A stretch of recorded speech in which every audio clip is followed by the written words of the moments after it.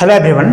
तो हम लोग differential equation of the first order but not in the first degree के ऊपर डिस्कस कर रहे थे, जिसमें से आज हमारा जो टॉपिक होगा वो क्लैरोट्स इक्वेशन के बारे में होगा कि एक स्पेशल टाइप ऑफ इक्वेशन होगा हमारे पास कि एक ऐसा डिफरेंशियल इक्वेशन जो हमारे पास फर्स्ट ऑर्डर में तो होगा but not in the first degree, उसके ऊपर। तो चलते हम लोग देखते हैं कि यहाँ पे क्लैरोट्स इक्वेशन क्या कहता है और इसको सॉल्व कैसे करेंगे इस टाइप का इक्वेशन को।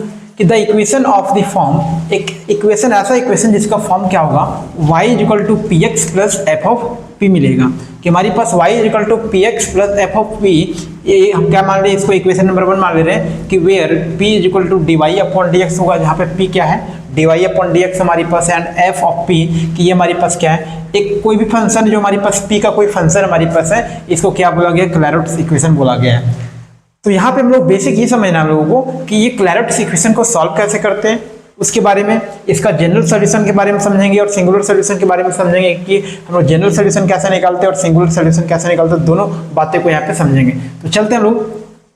तो सबसे पहले यहाँ पे इक्वेशन नंबर 1 को क्या करेंगे, ये हमारे पास y equal to p x plus f of p को x के रिस्पेक्ट में क्या करेंगे, डिफ्रेंशिएट करेंगे। तो बोलते हैं हम लोग differentiate equation number 1 with respect to x। तो यहाँ पे हम लोग देखते हैं, sorry x not, yes x, तो वी गेट हम लोग को यहाँ पे देखते हैं क्या हम लोग को मिलेगा।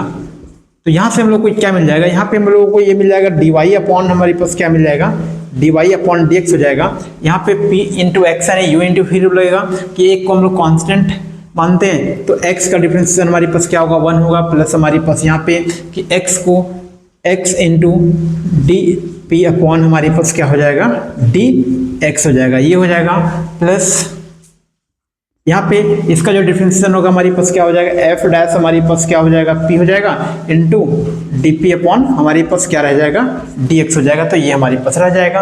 अब यहाँ पे देखते हैं हमारे पास कि ये हमारे पास जो d y upon d x क्या बोले थे हम लोग, इसको पी बोले थे, यहाँ पे क्या पुट करेंगे, पी बोलेंगे, इज इक्वल टू हमारे पास ये पी हो जाएगा।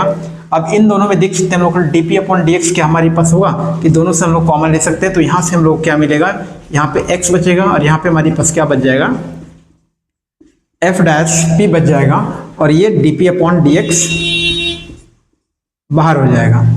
अब आप देख सकते हैं कि ये p और ये p जब इधर आएगा तो दोनों कैंसिल होगा और 0 के बराबर हो जाएगा। तो फाइनली वो ये बोल सकते हैं हमारे पास क्या, कि हमारे पास x plus f dash p into d p upon d x is equal to क्या मिलेगा, हम लोग को 0 मिल जाएगा। अब यहां से देख सकते हैं कि ये दोनों को मल्टीप्लाई करने पे क्या मिल रहा है, 0 मिल रहा है। इसका मतलब बोल सकते हैं कि देयरफॉर कि हमारे पास ये 0 होगा या फिर हमारे पास क्या हो सकता है, ये 0 हो सकता है। तो यहाँ पे बोल सकते हैं लोग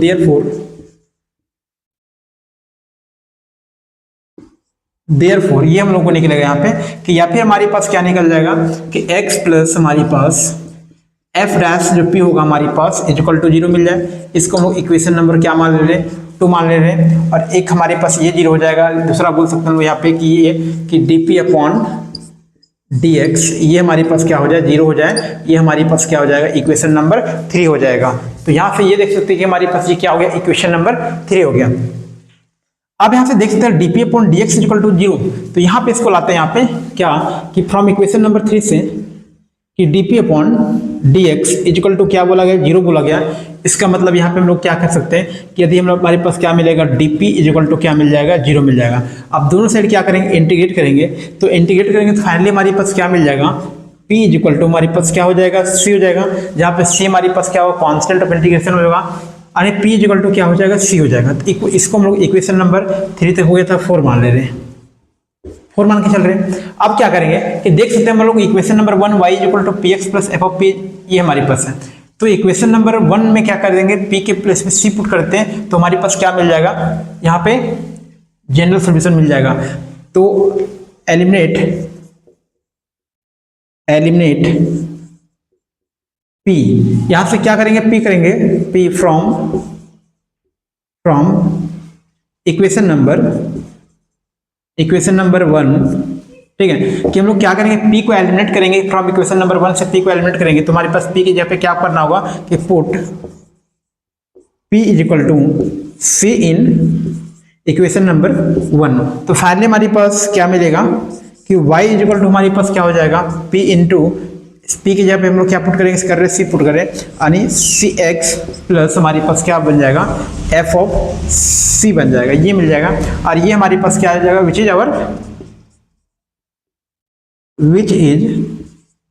आवर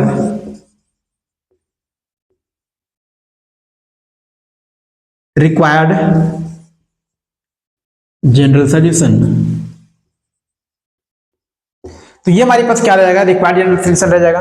इसका मतलब हमारे पास यदि हमारे पास को क्लैरेट इक्वेशन के फॉर्म में y equal to p x plus f of p इस फॉर्म में मिलेगा, तो डायरेक्टली हमको करना क्या है कि डायरेक्टली यदि वो क्लैरेट फॉर्म में हमको देखा तो जहां पे p है वहां पे क्या करेंगे, c से p को c से रिप्लेस कर देंगे, तो फाइनली हमको क्या मिल जाएगा, जनरल सॉल्यूशन मिल जाएगा। देख सकते हैं यहाँ पे कि y इक्वल टू पी के यहाँ पे क्या आ गया, c आ गया, तो ये हमारे पास क्या हो जाएगा, जनरल सॉल्यूशन हो जाएगा।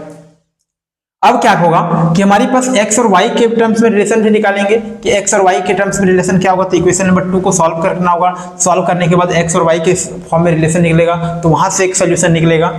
अब हम बात करेंगे कि एक तो हमारे पास हो गया जनरल सोल्यूशन, एक हमारे पास क्या होता है, हमारे पास सिंगुलर सोल्यूशन होता है। क्या होता है हमारे पास, सिंगुलर सोल्यूशन। क्या होता है हमारे पास सिंगुलर सॉल्यूशन कि एक भी हमारे पास में क्या होगा, आर्बिट्री कांस्टेंट नहीं होता है, यानी कि no arbitrary constant, no arbitrary constant, कि हमारे पास जो सिंगुलर सॉल्यूशन होगा उस सिंगुलर सॉल्यूशन में एक भी हमारे पास क्या होता है, आर्बिट्री कांस्टेंट नहीं होता है। बट हम बात करेंगे जनरल सॉल्यूशन का हमारे पास, या फिर हम लोग कंप्लीट सॉल्यूशन इसको बोलेंगे कि जनरल सॉल्यूशन या फिर हमारे पास कंप्लीट सॉल्यूशन में क्या होगा कि एक तो आर्बिट्री कांस्टेंट रहेगा ही रहेगा। तो ये डिफरेंस था, बेसिक डिफरेंस की जनरल सॉल्यूशन और आर्बिट्री सॉल्यूशन में। तो हम लोग एक क्वेश्चन लेंगे, उस क्वेश्चन में क्या निकालेंगे हम लोग, उस क्वेश्चन का जनरल सॉल्यूशन भी निकालेंगे और हम लोग क्या निकालेंगे, सिंगुलर सॉल्यूशन निकालते हैं। तो चलते हैं हम लोग क्वेश्चन को लेते हैं।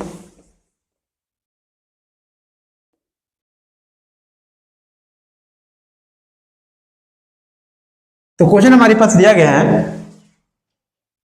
कि हमारे पास कि y is equal to p x solve, यहां पे लेते हैं हम लोग, solve y is equal to p x plus a upon p, a upon p. तो क्या करना है, and obtain the singular solution, and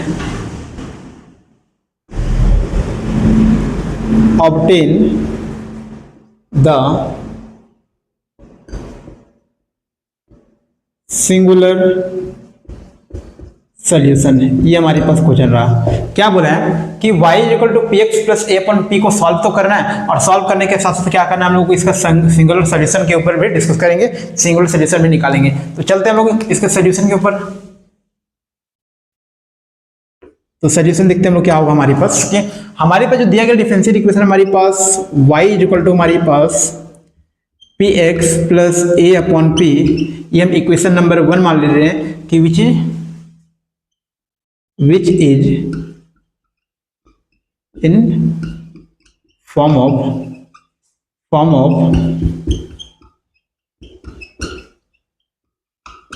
क्लैरोट्स equation.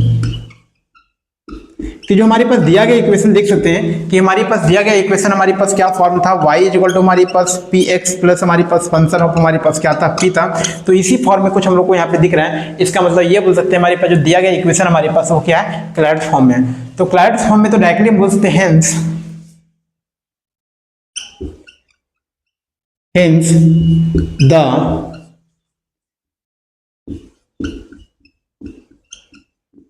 required general solution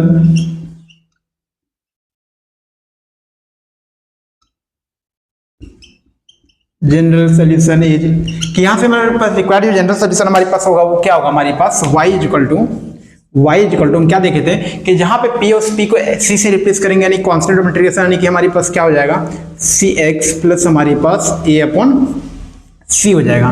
इसको हम लोग इक्वेशन नंबर 2 लेके चल रहे कि y is equal to c x plus a upon c, ये हमारे पास क्या होगा, ये हमारे पास जनरल सॉल्यूशन हो गया। अब यहाँ पे देखते हैं हम लोग कि ये हमारे पास जो जनरल सॉल्यूशन होगी, इस जनरल सॉल्यूशन से हम क्या निकालेंगे, सिंगुलर सॉल्यूशन निकालेंगे। कि यहाँ पे देख सकते हैं हमारे पास एक कांस्टेंट ऑफ इंटीग्रेशन है, सॉरी एक हमारे पास आर्बिट्री कांस्टेंट है c, यहाँ पे क्या आर्बिट्री कांस्टेंट, बट हम जब जनरल सिंगुलर सॉल्यूशन की बात करेंगे तो वहाँ पे किसी तरह का आर्बिट्री कांस्टेंट नहीं होगा।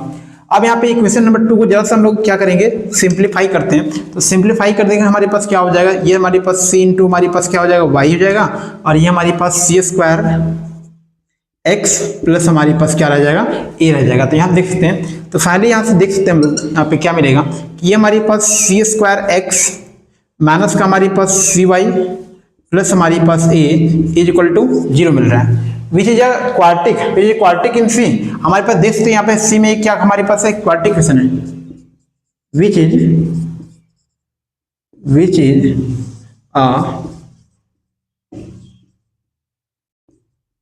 क्वाड्रेटिक इक्वेशन इन सी, कि ये हमारे पास यहाँ पे देख सकते हैं कि ये हमारे पास क्या है, हमारे पास सी में हमारे पास क्या है, क्वाड्रेटिक है। तो बोला यहाँ पे हम लोग सिंगुलर सोल्यूशन के लिए हमारे पास क्या, सिंगुलर सोल्यूशन निकालने के लिए हमारे पास क्या होता है कि बोला गया कि हमारे पास कि in order to find out the singular solution we shall determine the condition under which the two roots of the equation 1 will be equal, equation 2 will be equal। कि यहाँ पे हमारे पास क्या होगा कि इसका सिंगुलर सोल्यूशन के लिए हमारे पास कंडीशन ये होगा कि हमारे पास जो इक्वेशन नंबर 2 है, इस इक्वेशन नंबर 2 का जो हमारे पास दो रूट्स होगा, दोनों रूट्स हमारे पास क्या होना चाहिए, बराबर होना चाहिए। और बराबर होने के लिए हम जान सकते हैं कि हमारे पास क्या था, हमारे पास क्वाड्रेटिक फॉर्मूला में कि हमारे पास डी जो हमारे पास होगा ये हमारे पास 0 के बराबर होना चाहिए, यानी डिस्क्रिमिनेंट क्या होना चाहिए, 0 के बराबर होना चाहिए। तो ये हमारा डी क्या था, हमारे पास बी स्क्वायर माइनस हमारे पास 4ac इज इक्वल टू हमारे पास क्या था, 0 था हमारे पास, ये 0 के बराबर होना चाहिए। तो फाइनली को यहाँ से देख सकते हैं हमारे पास, तो हेंस बोल सकते हैं यहाँ पे कि सिंगुलर सोल्यूशन के लिए हमारे पास यहाँ पे जो रूट्स होगा वो रूट्स क्या होना चाहिए, इक्वल होना चाहिए। यानी कि आप बोलेंगे b square minus 4ac, b के प्लेस में हमारे पास क्या माइनस का c, यानी हमारे पास माइनस का हमारे पास क्या हो जाएगा, y हो जाएगा, माइनस का y का स्क्वायर, और हमारे पास क्या होगा, माइनस हमारे पास 4 इंटू ए के प्लेस पे हमारे पास क्या x हमारे पास है, और c के प्लेस पे हमारे पास क्या a हमारे पास है। तो ये हमारे पास क्या होना चाहिए, 0 के बराबर होना चाहिए। तो फाइनली यहाँ से देख सकते हैं हम लोग क्या निकलेगा, y square minus 4ax is equal to 0 which is singular solution. तो ये हमारे पास क्या रह जाएगा, ये हमारे पास सिंगुलर सोल्यूशन रह जाएगा। कि सिंगुलर सोल्यूशन के लिए हमारे पास कंडीशन ये होता है कि हमारे पास दोनों रूट्स क्या होना चाहिए, बराबर होना चाहिए। तो दोनों रूट्स को बराबर करने के लिए हम जानते हैं कि बी स्क्वायर माइनस 4ac क्या होगा, 0 होगा। तो फाइनली यहाँ से हमारे पास जो इक्वेशन निकलेगा, तो इक्वेशन यहाँ से निकला y square minus 4ax equal to 0। तो देख सकते हैं ये हमारे पास जो ये हमारे पास क्या हो गया, रिक्वायर्ड हमारे पास सोल्यूशन हो गया। तो नेक्स्ट एक और हम क्वेश्चन यहाँ पे लेके चलते हैं।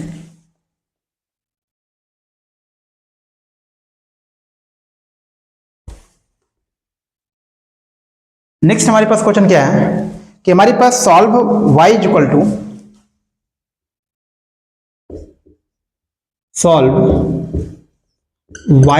हमारे पास क्या है, px प्लस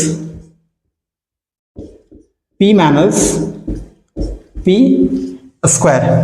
ये हमारे पास है सॉल्व करना कि y is equal to px plus p minus p square. तो यहां से हम देख सकते हैं कि y is equal to px plus p minus p square, कि यहाँ पे ये पूरा हमारे पास क्या है, क्लैरिट्स इक्वेशन के फॉर्म में है कि y equal to p x plus function of क्या होना चाहिए, p। तो ये हमारे पास पूरा ये हमारे पास क्या फंक्शन ऑफ हमारे पास p है। तो बोल सकते हैं हमारे पास यहाँ से इसका सोल्यूशन यहाँ पे निकालेंगे हम लोग। तो सोल्यूशन हमारे पास क्या हो जाएगा, यहाँ पर सोल्यूशन निकलेगा हमारे पास। तो यहाँ से हमारे पास क्या हो जाएगा, y इक्वल टू हमारे पास क्या मिल जाएगा, पी एक्स प्लस हमारे पास p माइनस p स्क्वायर। ये हम क्या मानेंगे, इसको इक्वेशन नंबर 1 मान के चल रहे हैं कि ये हमारे पास जो इक्वेशन नंबर 1 हमारे पास है, विच इज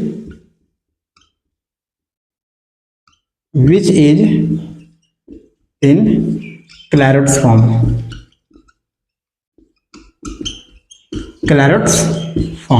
कि ये हमारे पास जो इक्वेशन 1 माने ये इक्वेशन पूरा 1 हमारे पास क्या है, क्लैरिट्स फॉर्म में है। तो बोल सकते हैं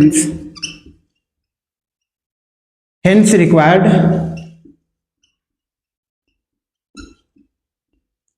रिक्वायर्ड जनरल सोल्यूशन इज, कि बस हम क्या करेंगे, जहां पे p है उस p को c से रिप्लेस कर देंगे। तो y इक्वल टू हमारे पास क्या मिल जाएगा, हमारे पास c into x plus c minus c square, और इसको हम लोग इक्वेशन नंबर 2 मान के चलेंगे। तो ये हमारे पास क्या रह गया, y equal to c x plus c minus c square. ये हमारे पास इक्वेशन नंबर 2, ये हमारे पास क्या हो गया, इस इक्वेशन के लिए हमारे पास, इस डिफरेंशियल इक्वेशन के लिए क्या हो गया, हमारे पास रिक्वायर्ड जनरल सोल्यूशन हो गया। अब यहाँ से हम क्या निकालेंगे, इसी का हम क्या निकालेंगे, सिंगुलर सोल्यूशन निकालेंगे। तो यहाँ पे हम थोड़ा सा देख सकते हैं कि हमारे पास जरा थोड़ा सा इसको सिंप्लीफाई करेंगे तो हमारे पास क्या मिल जाएगा, ये हमारे पास सी स्क्वायर को इधर ले आते हैं तो सी स्क्वायर हमारे पास हो गया, सी स्क्वायर हो गया हमारे पास कि माइनस का हमारे पास इन दोनों में से सी कॉमन लेंगे तो हमारे पास क्या बचेगा एक्स प्लस हमारे पास ये 1 इंटू सी हो जाएगा एंड प्लस हमारे पास वाई इज इक्वल टू 0 हो गया। तो ये देख सकते हैं हमारे पास, ये हमारे पास क्या है, पूरा क्वाड्रेटिक इक्वेशन है, quadratic equation which is quadratic equation in c कि ये हमारे पास क्या है, हमारे पास सी में हमारे पास क्या मिला, ये हमारे पास क्वाड्रेटिक इक्वेशन हमारे पास है। तो फाइनली में यहाँ पे क्या निकालेंगे, ये इसका सिंगुलर सॉल्यूशन। तो सिंगुलर सॉल्यूशन निकालने के लिए हमारे पास कंडीशन होगा कि ये जो इक्वेशन नंबर 2 है, इस इक्वेशन नंबर 2 का हमारे पास जो रूट्स होगा, रूट्स क्या होना चाहिए, इक्वल होना चाहिए। तो रूट्स इक्वल होने के लिए हमारे पास कंडीशन क्या होता है, हमारे पास बी स्क्वायर माइनस का हमारे पास 4ac इज इक्वल टू 0 होता है। यहाँ पे देख सकते हैं कि हमारे पास b का वैल्यू माइनस एक्स प्लस 1 है। तो फाइनली यहाँ से क्या निकलेगा हमारे पास इसका स्क्वायर यानी माइनस एक्स प्लस 1 का हमारे पास क्या हो जाएगा, ये होल स्क्वायर माइनस 4 इंटू ए का वैल्यू हमारे पास यहाँ पे 1 हो जाएगा एंड सी का वैल्यू हमारे पास क्या हो जाएगा इंटू वाई हो जाएगा इज इक्वल टू क्या मिलेगा 0 मिलेगा। तो यहाँ से देख सकते हैं हमारे पास ये क्या मिलेगा कि ये हमारे पास तो x प्लस 1 का हमारे पास होल स्क्वायर हो जाएगा और ये हमारे पास क्या हो जाएगा माइनस का 4y इज इक्वल टू 0। अब चाहे तो यहाँ पे हम लोग क्या कर सकते हैं, इस चीज को हम लोग सॉल्व भी कर सकते हैं, इसको सॉल्व कर सकते हैं या फिर ये इसी को आंसर रहने देंगे कि हमारे पास यहाँ पे लिखा हुआ है बुक में 4y is equal to x plus 1 का होल स्क्वायर कि 4y इज इक्वल टू हमारे पास x प्लस 1 का whole square is singular solution है।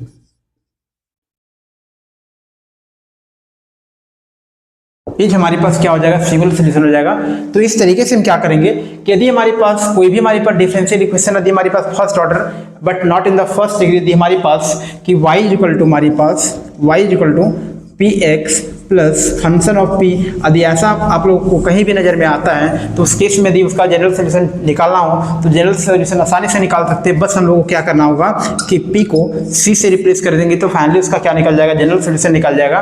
और अगेन हम लोग को सिंगुलर सोल्यूशन निकालने के लिए वो हमारे पास यदि क्वाड्रेटिक में आता है तो क्वाड्रेटिक का में आएगा तो उसका क्या करना होगा कि हमारे पास का रूट्स को क्या करना होगा, बराबर करना होगा। तो बराबर करने के लिए हमारे पास b square minus 4ac equal to 0 होता है। तो यहाँ पे इस कंडीशन को अप्लाई करेंगे और कंडीशन को अप्लाई करेंगे तो फाइनली जो हमारे पास रिजल्ट मिलेगा वो क्या मिलेगा, सिंगुलर सॉल्यूशन, जहाँ पे एक भी हमारे पास क्या होगा, आर्बिट्री कांस्टेंट नहीं होगा, एक भी हमारे पास क्या होगा, आर्बिट्री कांस्टेंट नहीं होगा। तो हमारे पास वो क्या कहलाएगा, जनरल सॉल्यूशन कहलाएगा।